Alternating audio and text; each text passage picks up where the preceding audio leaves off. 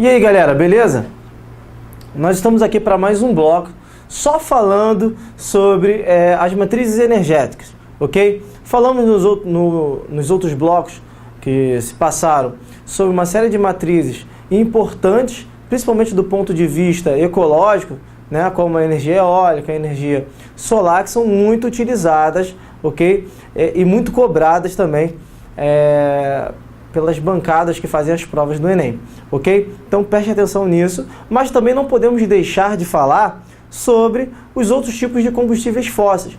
No primeiro bloco, nós falamos sobre o petróleo, que com certeza de longe é o mais utilizado no mundo inteiro, ok? Mas nós temos ainda como combustíveis fósseis o carvão mineral e o gás natural, para a gente falar especificamente de cada um deles, ok? Então vamos lá, né? Quando a gente fala em carvão mineral e gás natural, você tem que entender que respectivamente, ou seja, exatamente nessa ordem, o carvão mineral foi para a segunda e a terceira matriz energética de consumo mundial. Então, logo depois do petróleo, nós temos o carvão mineral e depois nós temos o gás natural como fontes energéticas mais utilizadas no mundo inteiro, beleza? Seja para a produção de energia elétrica ou não, não interessa. Está sendo utilizado o carvão mineral e o gás mineral. Então nós temos aí, no topo das matrizes energéticas mais utilizadas, nós temos o petróleo, em primeira mão, em segundo lugar, o carvão mineral, e em terceiro lugar, nós temos o gás natural, beleza? Muito bem. Sobre o carvão mineral, vale aqui lembrar o seguinte, que se na segunda revolução industrial nós tivemos o petróleo, a hegemonia do petróleo, com certeza na primeira revolução industrial, lá em 1750, ok, por volta desse período aí, nós tivemos o carvão mineral como a principal fonte de produção de energia, ok? Então os altos fornos das fábricas, ok? Como não lembrar da famosa Maria Fumaça, né, dos trens que começaram naquela época a rodar a partir do vapor, né?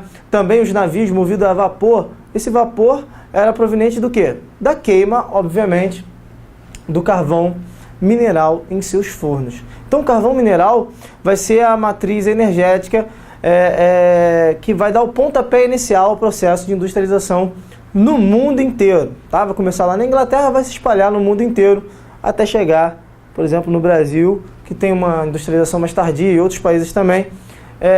O importante é lembrar que, se hoje nós temos o petróleo como a principal, no início o carvão mineral era muito utilizado, ok? Isso tudo porque o carvão mineral ele tem um poder calorífero muito grande. A partir da queima é liberado, por exemplo, o enxofre, né, que tem um poder calorífero muito grande. Okay? Então a geração de calor, a potência do calor e da energia que é liberado acaba sendo muito aproveitada. Ainda nos dias de hoje, várias indústrias no mundo inteiro se utilizam dessa matriz energética. Por exemplo, as siderúrgicas, né, e as metalúrgicas são as campeãs em utilização do carvão mineral para a produção dentro das suas indústrias. Ok? Então vamos lá. O carvão mineral, né, ele vai ter uma maior abundância, ok, em jazidas, ou seja, regiões onde você pode encontrar, né, no hemisfério norte, ok? No hemisfério sul, nós temos algumas jazidas importantes, mas não se comparam, por exemplo, com as jazidas que nós temos no hemisfério norte.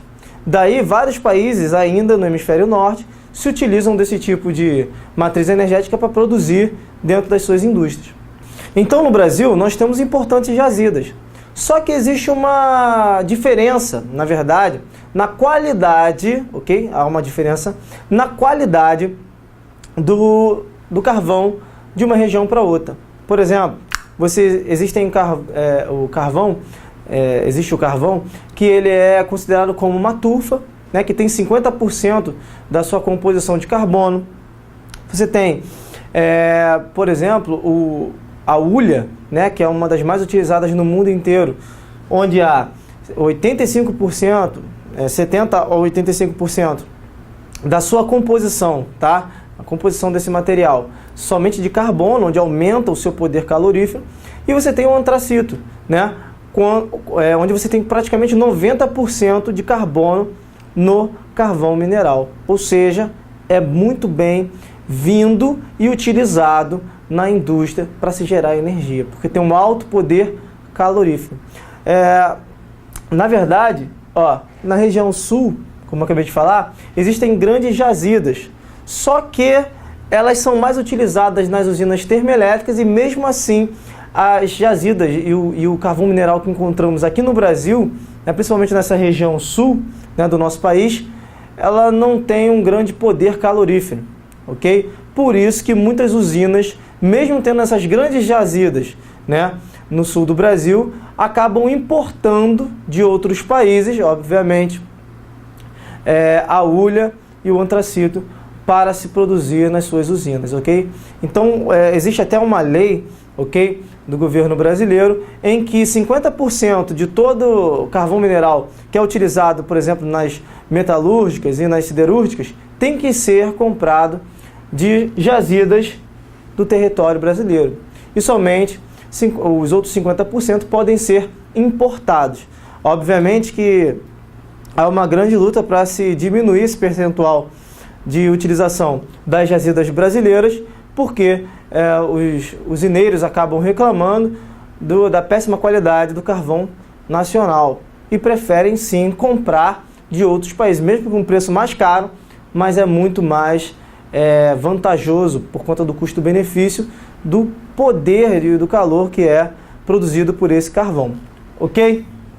Então eu coloquei aqui, por exemplo, essa imagem para você ter uma noção da importância do carvão mineral, principalmente no início da Revolução Industrial, da primeira Revolução Industrial. Aqui a foto de uma Maria Fumaça, como era conhecida aqui, né, nesse trem movido a carvão, ok?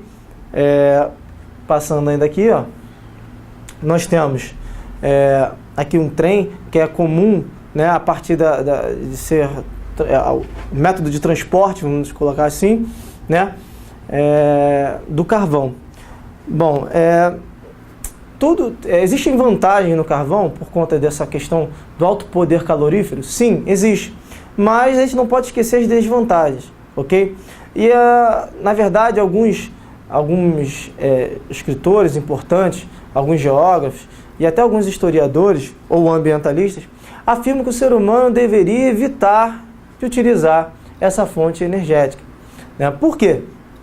Simples, porque o carvão, esse alto teor, né, de carbono, principalmente no antracito, né, e na hulha, ela é prejudicial ao meio ambiente. Por quê?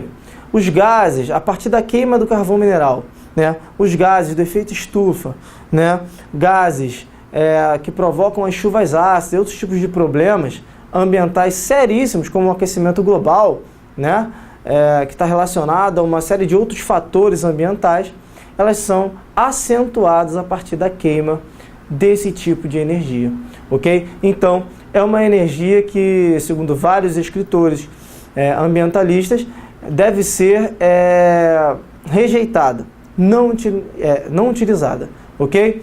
Bom, além de todo esse processo de poluição ambiental, né, do ponto de vista atmosférico por conta da emissão de gases, nós temos ainda a própria erosão de algumas regiões que vão causar, obviamente, né, o desmatamento dessas regiões. Então, é uma série de problemas ambientais relacionados ao carvão mineral que vários países começam a deixar de utilizar, embora seja muito utilizado ainda nos dias de hoje.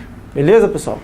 Bom, saindo do carvão mineral agora e chegando no gás natural. Bom, gás natural, o que eu posso dizer para você é que no mundo afora, diferente no Brasil, né, que vem utilizando mais essa energia, esse combustível fóssil, mais atualmente, né, nos últimos anos, vem crescendo cada vez mais, no mundo afora ele é muito utilizado, principalmente na produção de energia elétrica, ok? Nas termoelétricas, no mundo afora, principalmente nos países desenvolvidos, esse tipo de energia, tá, de matriz energética, ele é muito utilizado e tem um método de utilização muito mais desenvolvido do que no Brasil, por exemplo.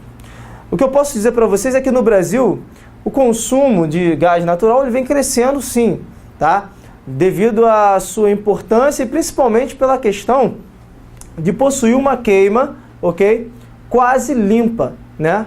Nós dizemos que a queima do gás natural é uma queima quase limpa. Nós não podemos, queima quase limpa. Nós não podemos dizer que é uma queima limpa.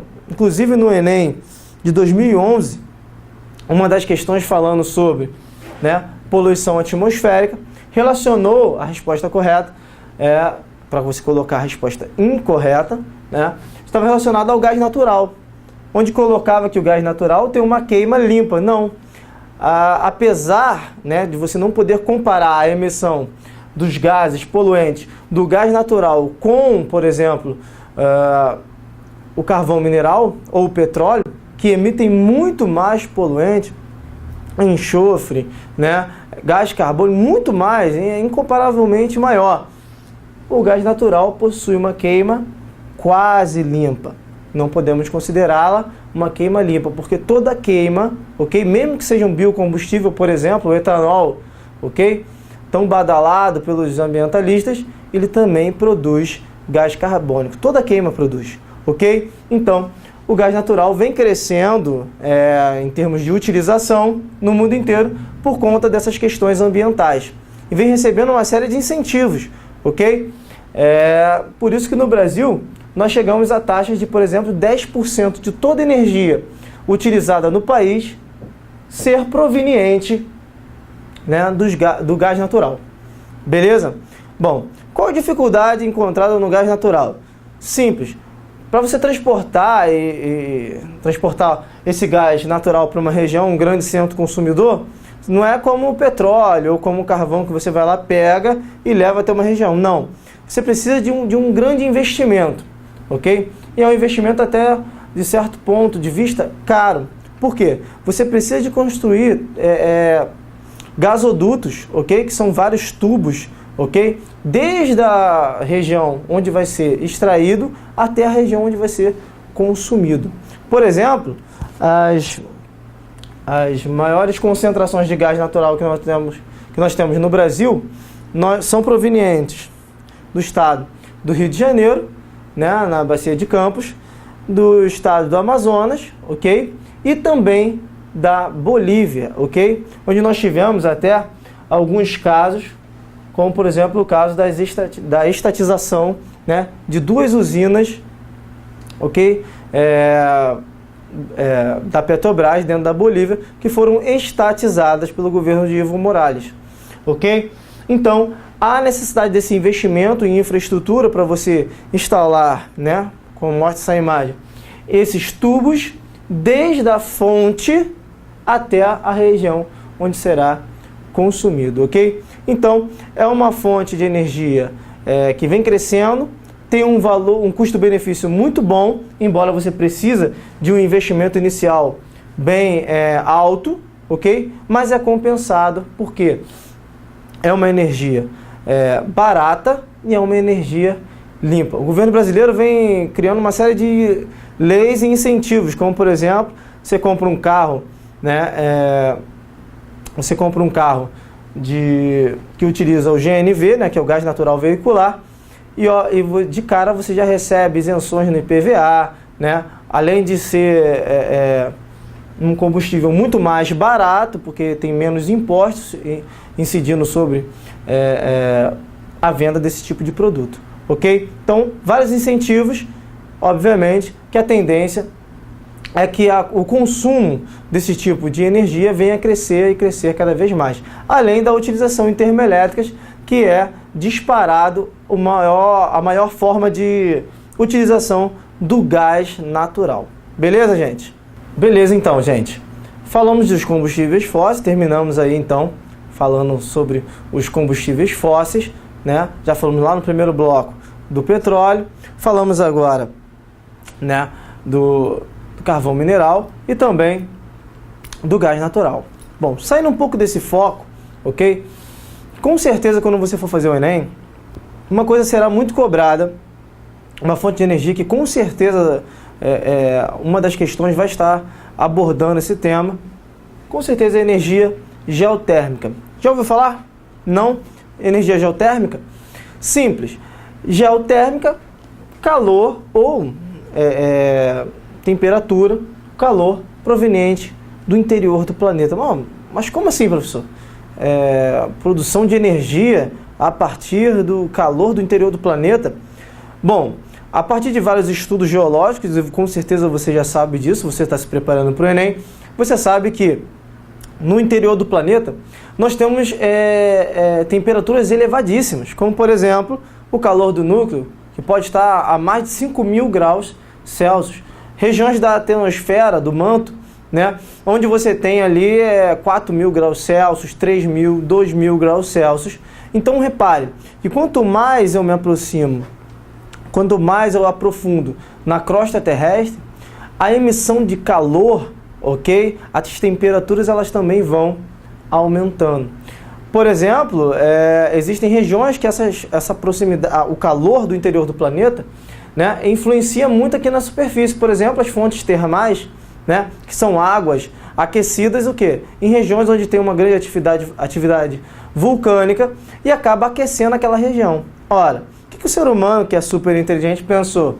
Eu posso utilizar essa energia do interior do planeta, que é, em primeira mão, renovável, ok? Porque o calor do núcleo ele não vai diminuir, ele não vai apagar, ok? Não vai terminar o calor, ok? Ele vai continuar lá eternamente, ok? Enquanto o planeta existir, o calor do núcleo vai estar gerando energia e temperaturas altíssimas. Então, por que eu não posso utilizar e canalizar, ok? Essa energia do interior do planeta, ok? Como em regiões próximas a vulcões ou regiões onde tem frequentes abalos sísmicos, porque eu não posso utilizar essa energia, tá? Esse calor do interior do planeta para se produzir energia, por exemplo, energia elétrica. Bom, surgiu então a energia geotérmica, ok? Por favor, preste atenção nisso, porque como eu falei, com certeza vai cair, ok? Bom, a energia geotérmica é considerada uma fonte renovável limpa, pois gera baixos índices de poluição no meio ambiente, ok? O que muitos ambientalistas ainda reclamam da energia geotérmica, que apesar de não haver, por exemplo, a queima de nenhum tipo de combustível fóssil, graças a Deus não vai gerar mais gases do efeito estufa, de chuvas ácidas e outros tipos de problemas atmosféricos, né? Fenômenos atmosféricos ambientais. Obviamente, a energia geotérmica ela acaba gerando um certo tipo de poluição atmosférica local. Por quê? Juntamente com, muitas das vezes, a água, né, o vapor que é retirado do interior do planeta, né, por conta das altas temperaturas, ok? Ela acaba vindo com vários sedimentos, com várias partículas, tá? Partículas que são liberadas no ambiente. Então isso pode trazer algum tipo de doença respiratória na população que vive naquela região ali do entorno, ok? Mas tirando isso, ok? Podemos considerar sim a energia geotérmica do ponto de vista ambiental, beleza? Como uma energia limpa, tá? Pode ser obtida através das rochas secas quentes, rochas úmidas quentes ou do próprio vapor direto. O que isso significa? Ó, vou passar aqui para você ter uma noção melhor. Então, no interior do planeta nós temos uma série de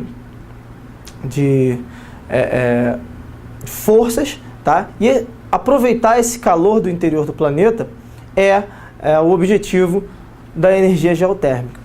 Bom, existem algumas usinas que elas se utilizam diretamente do vapor. Ó, no interior do planeta nós temos o vapor de água, ok? Na própria crosta terrestre, em regiões mais profundas, a água que vai percolando até chegar nessas regiões, quando encontra regiões e temperaturas muito mais altas, ela acaba entrando em estado de fusão. Então, a partir de tubos que são colocados, ok? Você consegue canalizar essa pressão da água e aí sim você gera toda uma pressão. Aí vamos voltar, como a gente já falou várias vezes atrás, né? Essa pressão da água que é retirada do interior do planeta, ela vai girar uma turbina que está acoplada a um gerador, uma bobina, que vai girar e vai gerar, ok? Vai gerar a energia elétrica, transformando a energia cinética em energia elétrica. Bom, a partir disso, você pode tanto utilizar o vapor, como também só o calor. Bom, só que quando você utiliza somente o calor e não utiliza o vapor do interior do planeta, né, você vai utilizar o calor para quê? Para aquecer uma água em uma caldeira. E aí o processo se refaz, ok? O fato é que a energia, essa energia geotérmica, ela é uma energia limpa, ok? E barata do ponto de vista da matéria-prima que faz gerar, né, a energia elétrica. Então, é um grande benefício para a humanidade, porque diminui, né, a emissão de gases e, além da diminuição de gases, com certeza a produção de energia elétrica é uma energia completamente limpa, ok? Nessa foto aqui nós temos uma usina geotérmica, onde através desses tubos, ok? Que se aprofundam com certeza na crosta terrestre para captar essa energia, né? Esse calor do interior do planeta, assim como o vapor de água que existe nele, ok? Então, energia geotérmica é uma das fontes renováveis e alternativas que vem crescendo cada vez mais no mundo inteiro. Beleza? Informações assimiladas, ok? Vamos prosseguir. Vamos falar agora da biomassa. Com certeza, quando a gente fala de biomassa, nós estamos falando dos queridinhos, né? Ou do queridinho dos ambientalistas, né? Por quê? Porque dentre todas as fontes renováveis que nós falamos, a que mais é apregoada, tá, no mundo inteiro, com certeza, são os biocombustíveis. Mas para a gente definir isso legal, vamos devagar. Uma definição muito simples. Biomassa é todo tipo de matéria orgânica, não fóssil, vegetal ou animal, ok? Tanto faz, para a obtenção de energia. Nesse caso, pode ser a produção de energia elétrica ou pode ser energia para motores a combustão, tanto faz. Okay? O fato é que é todo tipo de matéria orgânica que é utilizado para a produção de energia. Por exemplo, os mais famosos são os biocombustíveis. Quando a gente fala em etanol, que está na moda aí, né? E inclusive a transferência de tecnologia brasileira para o mundo inteiro, principalmente nos Estados Unidos, com certeza o etanol é um tipo de biomassa, ok? Todo biocombustível. O biodiesel, que é extraído aí da Petrobras, né, a partir da mamona, do dendê e uma série de oleaginosas, né, que no Brasil nós temos em abundância e a Petrobras sabe muito bem utilizar esses tipos de vegetais, ok, para a produção de biomassa. Então, o fato é que a biomassa, qual a grande vantagem? Além de ser uma fonte alternativa em relação a esses combustíveis fósseis, que todos nós já sabemos que são recursos não renováveis, limitados, vão acabar um dia, né? Já possui essa vantagem, então, a biomassa, ok? Porque a biomassa é um recurso renovável.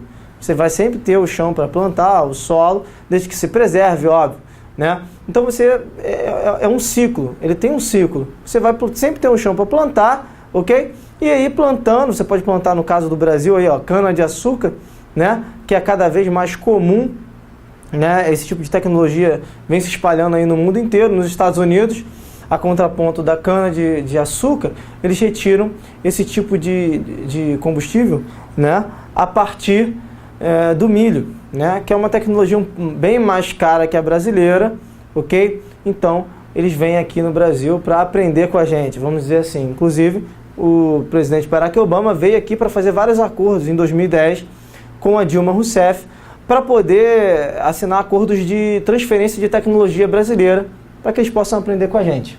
Olha, Então, biomassa é isso, ok? A partir do milho, da cana-de-açúcar, por exemplo, beterraba, até o lixo orgânico pode ser considerado uma biomassa. Como não lembrar aqui, na França, o metrô francês, né, principalmente da cidade de Paris, né, se utiliza para aquecer, né, os aquecedores de lá, eles se utilizam da incineração do lixo, ok? A partir da incineração do lixo orgânico, você pode sim produzir energia elétrica, por exemplo. Então, está aí uma alternativa para as questões ecológicas e ambientais do meio urbano, substituindo aí o lixão pela incineração, né? E também, a contraponto disso, a produção de energia elétrica para abastecimento de locais públicos, ok? Muito bem.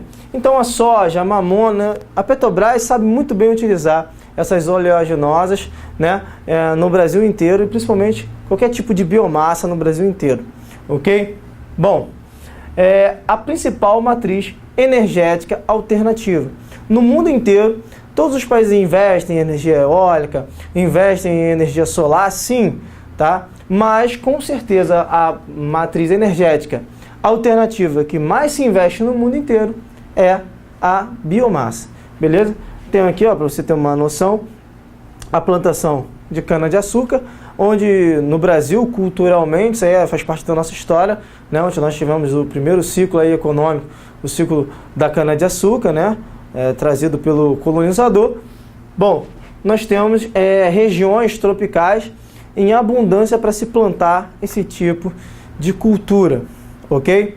Então, no Brasil, é muito utilizado esse tipo de combustível como uma biomassa, ok? Nos Estados Unidos, como eu acabei de falar, né, são utilizados principalmente o milho, que embora seja muito proveitoso para se produzir o etanol, ok? De longe é muito mais caro do que a tecnologia brasileira que produz o álcool a partir da cana-de-açúcar, beleza? Bom, por que as pessoas começaram a utilizar o biocombustível? Bom, existem vários motivos. Alguns já falamos já aqui. Por exemplo, a instabilidade do petróleo. A gente falou lá atrás da OPEP, que sempre é um cartel, né, que combina os preços e podem elevar então a uma instabilidade mundial. Pô, a gente pode contar com petróleo a tal preço, numa escala de curto prazo, de longo prazo? Será que daqui a 10 anos o petróleo vai ter um novo choque, vai aumentar o preço? Então, vamos investir em novas matrizes energéticas, como a biomassa. Então, começa o aumento da utilização dos biocombustíveis, ok? Diversificação das matrizes energéticas, diminuir a dependência do petróleo, do carvão mineral e também do gás natural, que são os mais utilizados, a gente já falou aí, primeiro, segundo e terceiro, colocados aí em matrizes energéticas, ok? Bom, um outro tipo de causa do aumento da utilização dos biocombustíveis está na redução das emissões dos gases do efeito estufa.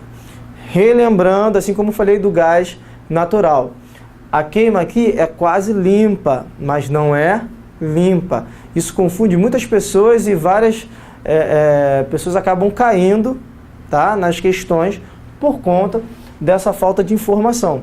Então, olha só, há uma grande redução, uma imensa redução nas emissões dos gases do efeito estufa, por conta de serem biocombustíveis.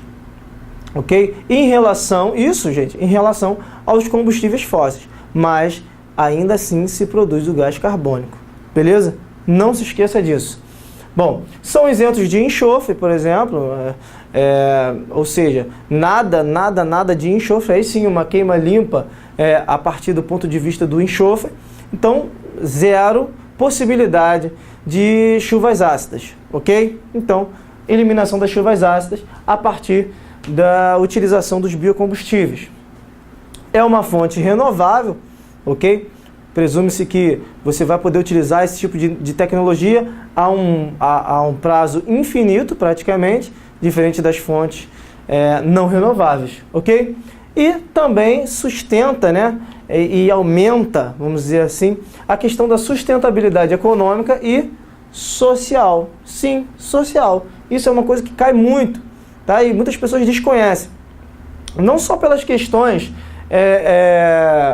quando a gente fala em biocombustível, as pessoas lembram logo de preservação ambiental, de ecologia, né? Preservação do ecossistema, sim, mas também é uma questão de sustentabilidade econômica, já que você não vai depender mais de uma fonte que é não renovável, ok? Essa fonte ela vai poder ser utilizada, então traz uma estabilidade, uma segurança econômica para o país que tem uma grande e uma boa produção de biocombustíveis. Simples assim. E também social. Por quê? Porque como você precisa de regiões para plantar, de pessoas para trabalhar, isso acaba afetando a questão social. Por quê? Há uma grande geração de empregos, movimentação na indústria, porque agora você começa a criar um novo ramo, como aconteceu no Brasil, a gente vai falar mais à frente agora, tá? Então, a grande geração de empregos, isso vai ter um impacto direto, tanto na questão da ecologia, como na questão da sustentabilidade econômica e também na sustentabilidade social, ok? Então, o biocombustível tem várias vantagens e deve ser, assim, fomentado no mundo para que aumente a sua produção cada vez mais, ok? Bom, além disso, a própria questão, ainda falando da questão social, a fixação das famílias no campo. O que significaria isso? Ora, simples, a diminuição do processo de urbanização. Enquanto várias pessoas saem do campo porque não tem emprego, né, para ir para as grandes cidades, engrossar as fileiras de desempregados, de congestionamentos, de submoradias e uma série de problemas urbanos que estão relacionados ao êxodo rural, a possibilidade de produção, aumento de geração de empregos no meio rural por conta do desenvolvimento da biomassa, ok? Ela é muito grande, porque isso vai provocar uma fixação das famílias que, em vez de ir para a cidade procurar emprego, vão agora ter emprego no meio rural. Beleza? Bom, quais seriam os principais problemas e questões relacionadas ao biocombustível e à biomassa? Bom, existem alguns problemas, tá? E é muito legal você prestar atenção nisso, porque quando a gente fala de matrizes energéticas, com certeza vai ser cobrado aos combustíveis fósseis, mas essas matrizes alternativas são muito mais cobradas, ok, gente? Então, problemas relacionados ao biocombustível. Vamos lá. Preocupações: elevação do preço e diminuição da produção de alimentos. De acordo com alguns organismos da ONU, né, alguns relatórios que são apresentados nas conferências, ok? Existe um temor, tá? Vamos colocar assim, um temor desses estudiosos, ok? Dos pesquisadores da ONU, em relação à produção de culturas alimentares. Ou seja, como o preço da cultura energética, por exemplo, a cana-de-açúcar, o milho, que são utilizados para a produção de biomassa, a tendência do preço desse produto é aumentar. Ou seja, se você é um produtor e tem uma terra, você vai preferir plantar tomate, que é um recurso alimentar, ou uma cana-de-açúcar, que tem um preço muito mais elevado. Com certeza você vai procurar um maior lucro. Então você vai substituir, vai diminuir a plantação de culturas alimentares para produzir culturas energéticas, para ganhar mais dinheiro. Então, há uma grande preocupação com a elevação do preço e diminuição da produção de culturas alimentares. Obviamente, se você vai ter menos produtos, menos cultivo de produtos alimentares, a tendência é que haja uma escassez no mercado e, como tem pouco, vai ficar muito caro, como acontece, por exemplo, em entre safra, né? Mas essa entre safra seria muito maior, né? Vamos colocar assim, tá? O fato é que vários fazendeiros estão substituindo culturas alimentares por culturas energéticas. Isso vai trazer um problema, com certeza, de repente não em curto prazo, mas a médio e longo prazo, por conta da elevação do preço das culturas alimentares e diminuição dessa produção também, ok? Isso é um problema que é bom você ficar ligado aí, bem antenado, que isso com certeza vai estar no Enem, beleza? Um outro tipo de problema relacionado à biomassa é a degradação dos biomas. Por quê?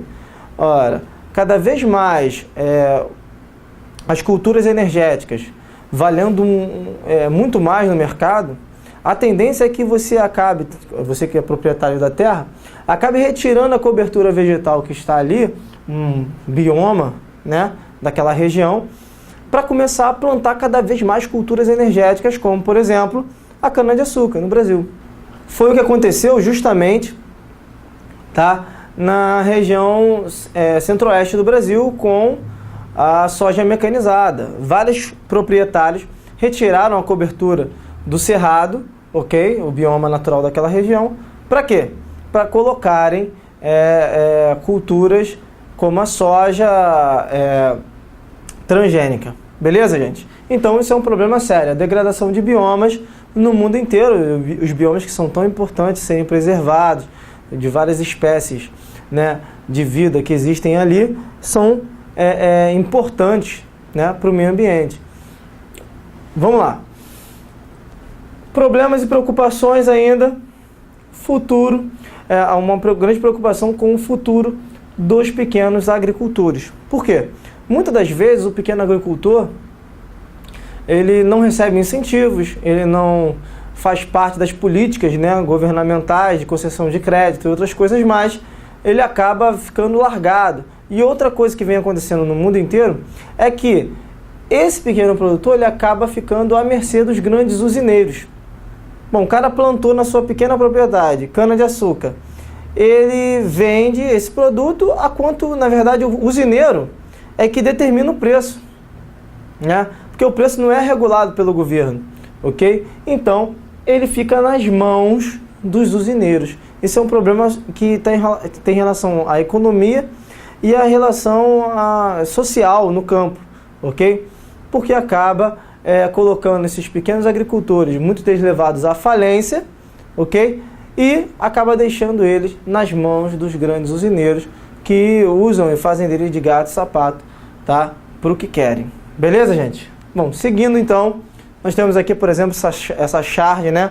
Que mostra aí um automóvel comendo, né, o bioma. Isso aqui, claro, está relacionado à questão de que os biocombustíveis, como o etanol, que é utilizado no carro, né, ele vem consumindo também biomas no mundo inteiro, ok? Como nós falamos, uma das preocupações, né? Aqui também, essa charge relacionando a questão da fome com os biocombustíveis, já que várias culturas alimentares seriam substituídas por culturas energéticas, beleza? E aqui uma charge mostrando também que como o governo brasileiro, após encontrar o pré-sal, que mostra o ex-presidente Lula, né? E um repórter perguntando, presidente, e o etanol? Aí ele mano, o etanol, o que é isso, né? Porque muitas das vezes o etanol ele é vantajoso de ser produzido. Sim, é vantajoso, mas isso depende muito do preço do petróleo, tá? Os incentivos ao pró-álcool, por exemplo, que vai começar em 1975 no Brasil, ele vai ser concedido principalmente porque em 1973, aí pega 1979 e 1980, ok? A grande crise do petróleo, onde o petróleo fica muito caro, ok? Aí os países começam a correr desesperadamente atrás de fontes alternativas. E aí o Brasil vai começar a investir no programa conhecido como pró-álcool, que a gente vai ver mais à frente. Então, isso aqui é uma crítica aos governos que acabam abandonando as fontes alternativas que são mais limpas e voltando-se para os combustíveis fósseis que são tão poluentes, ok? Por conta de questões econômicas. Beleza? Então vamos lá, vamos falar de Brasil, ok? Em 2008, para você ter uns dados mais precisos, o biocombustível representava 31,5% da matriz energética brasileira, seja em automóveis, transporte, né, de escolares, etc., na questão do automóvel, também na geração, em alguns casos mais específicos, de termoeletricidade, tá? E também em algumas usinas, ok? 31,5% das matrizes energéticas brasileiras eram compostas completamente pelo biocombustível, beleza? Bom, por conta do choque do petróleo, que vai começar lá em 1973, que vai ser o primeiro, né? Em 75 o Brasil começa a investir na produção do biocombustível. Esse programa vai ficar conhecido como Proálcool, ok? Onde o governo brasileiro vai começar a investir pesado, conceder créditos para que os empresários comecem a construir usinas, ok? De biocombustível, principalmente relacionadas ao álcool, ok? Ao etanol, para se produzir esse tipo de energia no Brasil, ok? E se fomentar também para diminuir essa dependência que os países subdesenvolvidos, né, e mais pobres, porque os países ricos já tinham uma grande dependência. Imagina os países subdesenvolvidos. Quando há uma elevação no preço do petróleo, obviamente que se os países desenvolvidos vão sentir, né, o peso econômico, os países subdesenvolvidos vão sentir muito mais.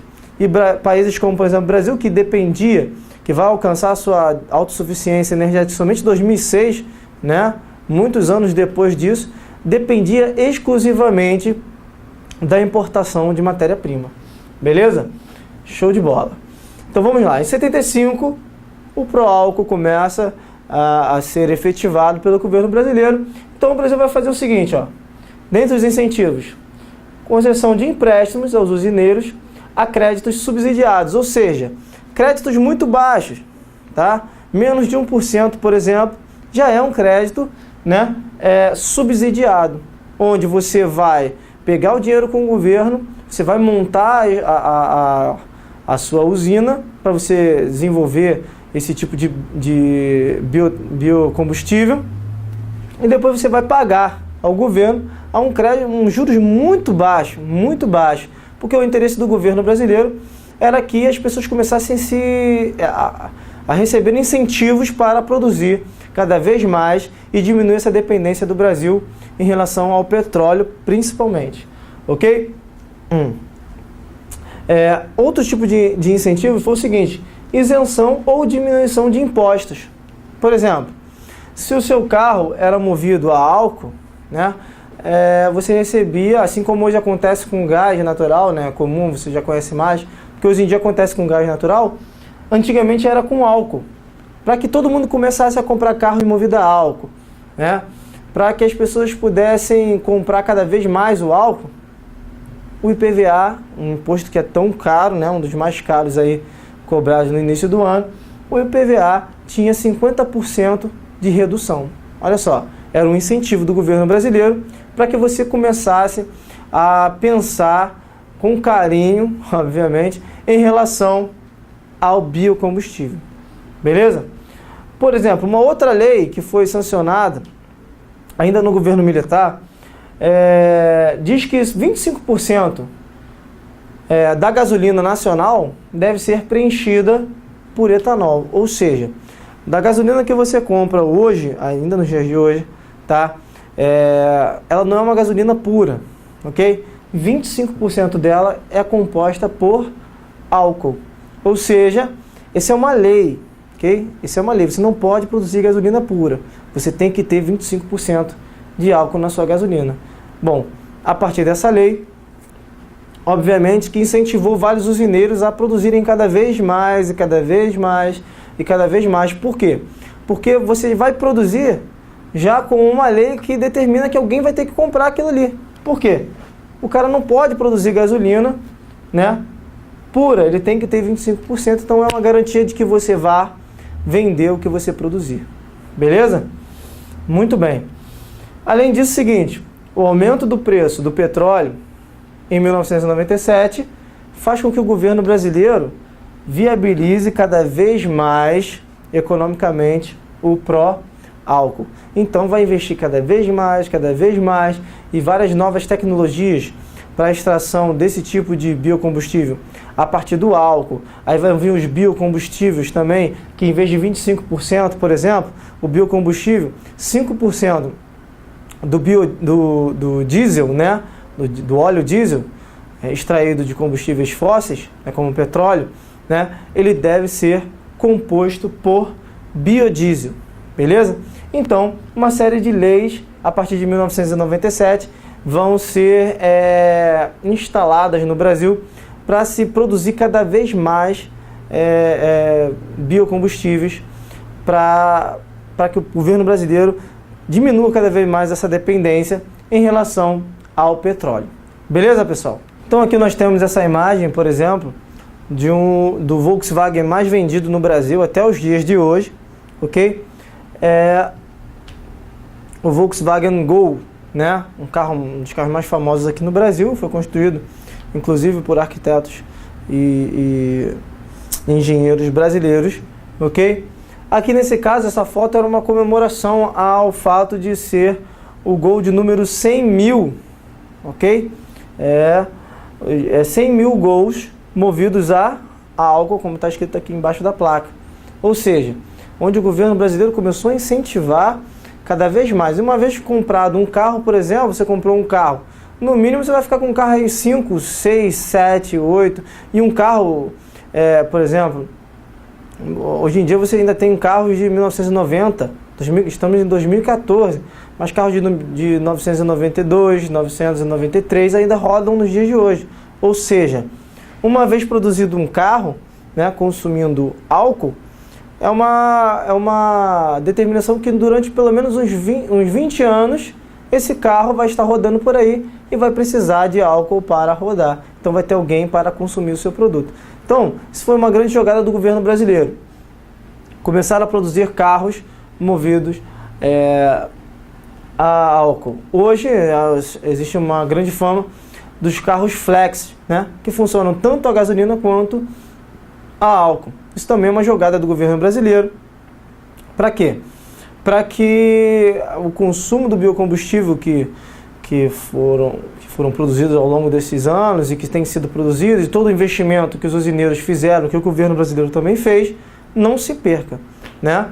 Então aqui é uma charge que eu achei bem legal trazer para vocês, porque essa questão e essa relação é super importante, tá? Que você tenha um esclarecimento, porque é isso que normalmente é cobrado no Enem.